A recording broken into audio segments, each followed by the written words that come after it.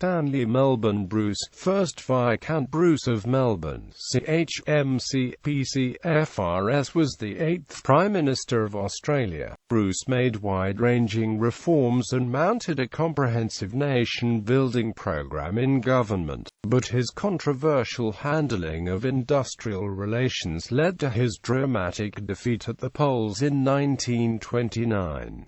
He later pursued a long and influential diplomatic career as High Commissioner to the United Kingdom, at the League of Nations, and as chairman of the Food and Agriculture Organisation Council. Born into a wealthy Melbourne family, Bruce studied at the University of Cambridge and spent his early life tending to the importing and exporting business of his late father. He served on the front lines of the Gallipoli campaign in World War I and returned to Australia wounded in 1917, becoming a spokesperson for government recruitment efforts. He gained the attention of the Nationalist Party and Prime Minister Billy Hughes, who encouraged a political career. He was elected to Parliament in 1918, becoming Treasurer in 1921 and then Prime Minister in 1923. In office, Bruce pursued an energetic and diverse agenda. He comprehensively overhauled federal government administration and oversaw its transfer to the new capital city of Canberra. He implemented many reforms to the Australian federal system that strengthened the role of the Commonwealth. He established the Commonwealth Peace Offices and Council for Scientific and Industrial Research, the forerunners of the Australian Federal Police and the CSIRO. His Men, Money and Markets scheme was an ambitious attempt to rapidly expand Australia's population and economic potential through massive government investment and closer ties with Great Britain and the rest of the British Empire. However, his endeavours to overhaul Australia's industrial relations system brought his government into frequent conflict with the labour movement, and his radical proposal to abolish Commonwealth arbitration in 1929 prompted members of his own party to cross the floor to defeat the government. In the resounding loss at the subsequent election, the Prime Minister lost his seat,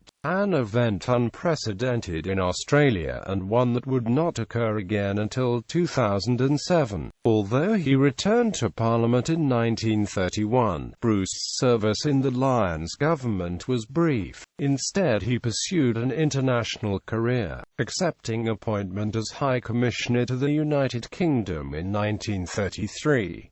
Bruce became an influential figure in British government circles and at the League of Nations, emerging as a tireless advocate for international cooperation on economic and social problems, especially those facing the developing world, particularly passionate on improving global nutrition. Bruce was one of the key figures in the establishment of the Food and Agriculture Organisation, serving as the first chairman of its governing council from 1946 to 1951. He was elevated to the peerage in 1947 and became the first Australian to sit in the House of Lords, as well as the first Chancellor of the Australian National University. Although his diplomatic career went largely unnoticed in Australia, he continued throughout his life in London to vociferously advocate for Australian interests and asked that his remains be returned to Canberra. When he died in 1967.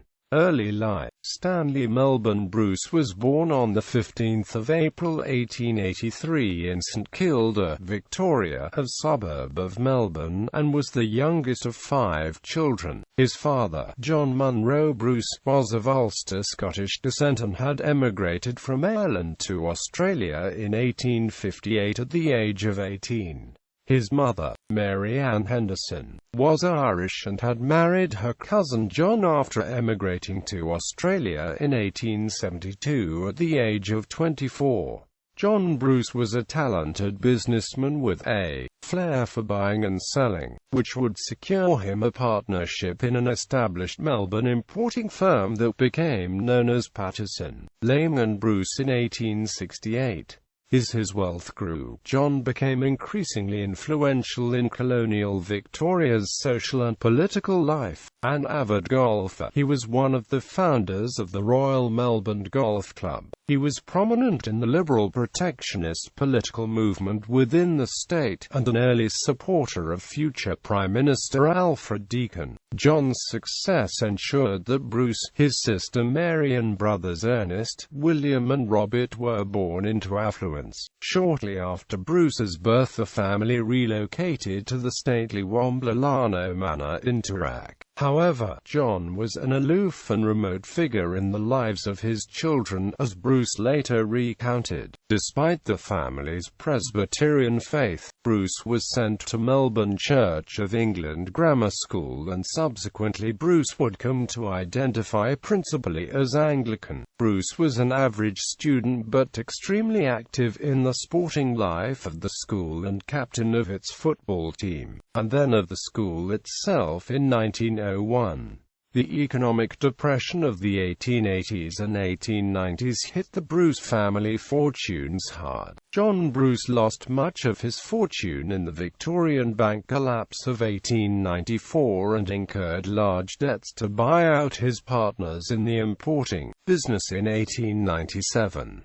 The family suffered a great deal more tragedy over the coming decades. Stanley's brother William committed suicide in 1899, shortly after seeking treatment for mental illness. Just 2 years later, John Bruce took his own life during a business trip to Paris. He had suffered from depression as a result of the great pressures on his business and finances. His sister Mary endured a long illness before succumbing in 1908, and his mother died too in 1912. Finally, Bruce's beloved brother Ernest shot himself in 1919, suffering from physical and mental injuries sustained during his military service in World War I. In the aftermath of his father's death in 1901, the family fortunes were at a low ebb, and Bruce went into the family business after leaving high school. The young Bruce was ambitious and determined to get an education. With loaned money, he moved to the United Kingdom with his mother and sister and enrolled in Trinity Hall, Cambridge in 1902. He was a popular if average student, heavily involved in the athletic life of the college, including as a member of the Cambridge rowing crew that won the boat race in 1904. Rowing remained one of his great passions, and he continued to coach crews and write on the subject for much of his life. Ernest Bruce had remained in Australia to take charge of the family's business interests. In 1906, he lobbied the directors of the company to have his brother Stanley take over the chairmanship of Patterson, Lane and Bruce, and was ultimately successful. Despite being just 23, he proved an able chairman, and with Stanley in London managing the exporting and financial interests, and Ernest managing the importation and sales operations in Melbourne, the financial fortunes of the business and the family rapidly recovered. During these years, Bruce also trained and worked as a solicitor and then as a barrister in the London with the firm of Ashurst, Morris, Crispin & Co. His work for the firm took him to Mexico in 1908 and Colombia in 1912, which fostered an interest in international affairs. By 1912, Bruce was a wealthy businessman and successful barrister, and it was in this year Ethel Dunlop Anderson travelled to England and was reacquainted with Bruce, whom she had known as a child. Aged 32, Ethel was of similar Scottish-Irish ancestry and hailed from a prominent squatter family of Victoria. She shared many of Bruce's interests, especially golf, and his political outlook.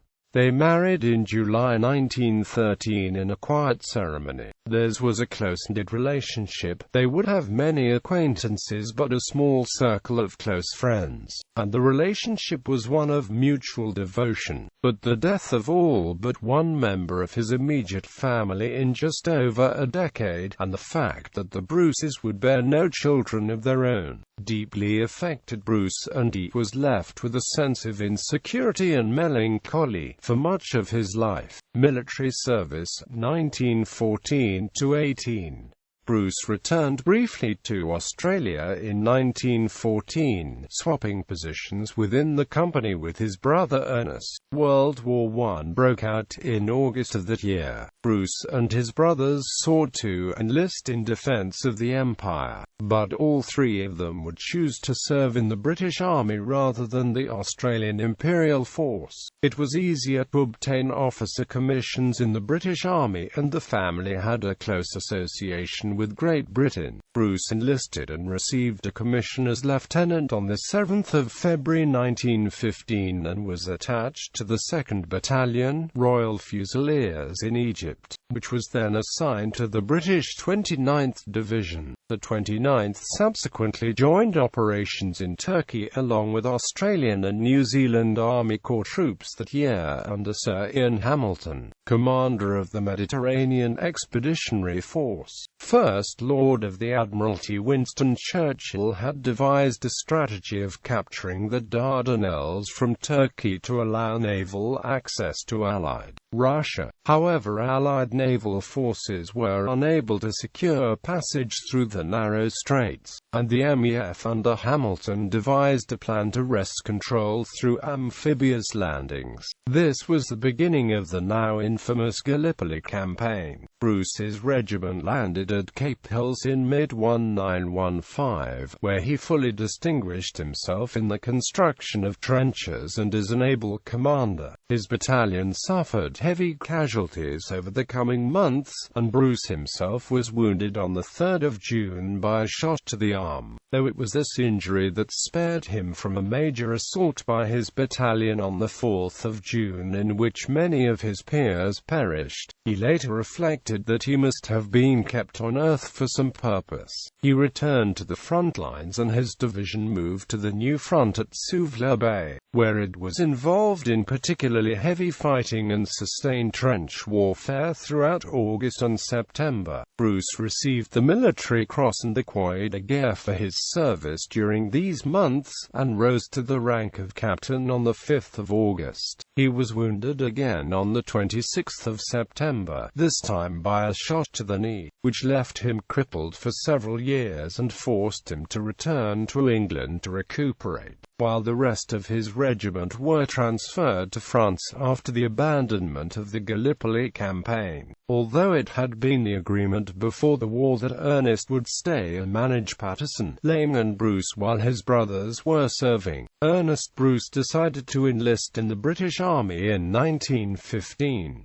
Hence, in September 1916 Bruce sought to resign his commission and return to Australia to resume management of the family business. The War Office refused his request but granted him leave to return to Australia while recuperating from his injuries. As a decorated soldier on crutches with a gift for public speaking, he was enlisted to become a spokesperson for government recruitment in Australia. His success and popularity in this role brought the attention of the Nationalist League and then Prime Minister Billy Hughes, who lobbied the British government on his behalf and succeeded in convincing the War Office to allow Bruce to relinquish his commission in June 1917. Having served with many of his countrymen, he returned to Australia with a renewed sense of pride and mission in the country of his birth. But having borne witness to the catastrophic loss of life in the Gallipoli campaign and the death of most of his army comrades, as well as having suffered through the loss of most of his family, at age 34 Bruce was imbued with a driving ambition to make something of a life which Providence had spared. Member for Flinders, 1918–23. Bruce's popularity as a speaker for government recruitment efforts also earned him the attention of the National Union of Victoria, an influential group of the Melbourne elite who provided much of the financing for the Nationalist Party of Australia. As Sir William Irvine had recently resigned from Parliament to become Chief Justice of the Supreme Court of Victoria, there was to be a by-election for his seat of Flinders in 1918, which the National Union asked Bruce to stand for. The nationalist pre-selection for the seat attracted many candidates, and Sir Edward Mitchell, one of Australia's leading constitutional lawyers, was presumed to be the front-runner. Mitchell proved to be a disappointing speaker, and Bruce won pre-selection with the help of the National Union, a deal arranged by acting Prime Minister William Watt prevented the newly formed Country Party from challenging Bruce in this partly rural seat, which stretched from Dandenong out into the rural areas south and east of Melbourne. In the by-election of the 11th of May, Bruce easily defeated his Labour opponent Gordon Holmes. Speaking to the delegates in Dandenong, Bruce summed up his political philosophy: "A plain soldier and businessman. I am no politician, nor have I any desire to be one. In the course of my commercial career it has been my fate to have had much experience of politicians and the ways.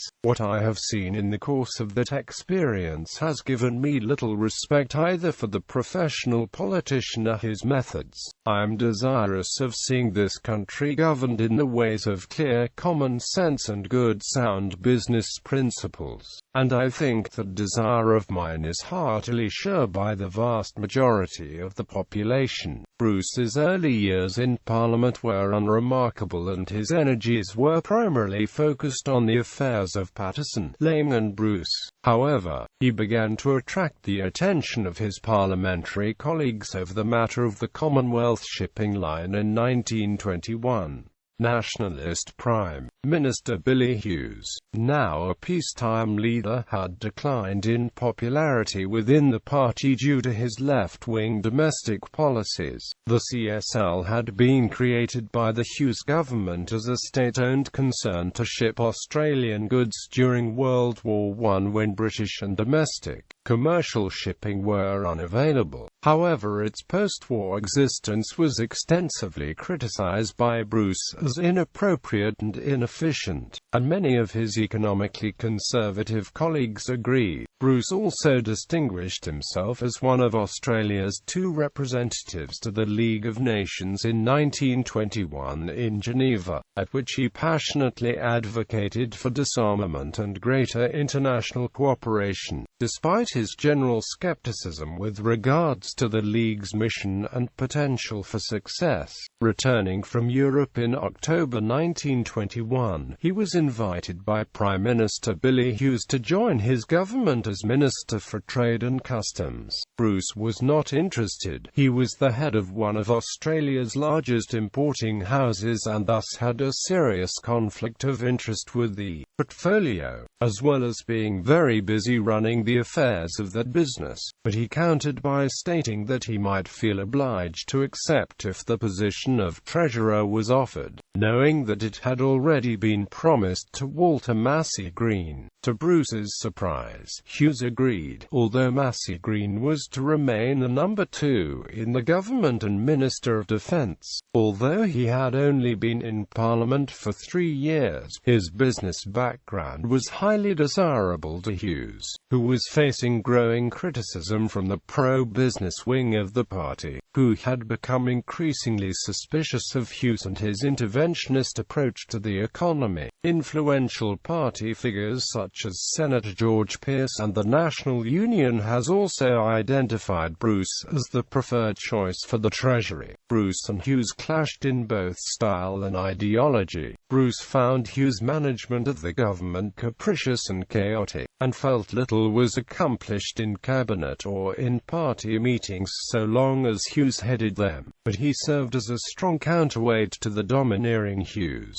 resisting several of his more expensive proposals or acting as the voice of reason to talk Hughes down from several of his more outlandish ideas. His tenure would ultimately be short, presiding over just one budget in 1922, which was conservative and tax-cutting. The opposition criticized the budget for its failure to limit rising government spending and indebtedness. The budget included many concessions to rural interests and the recently formed Country Party, which appeared as a major threat to nationalist party dominance going into the 1922 elections in December. Yet Bruce endeared himself to many of his colleagues with his amiable personal style, his forceful voice in cabinet against Hughes, and his conservative views, which were more in line with the majority of the party.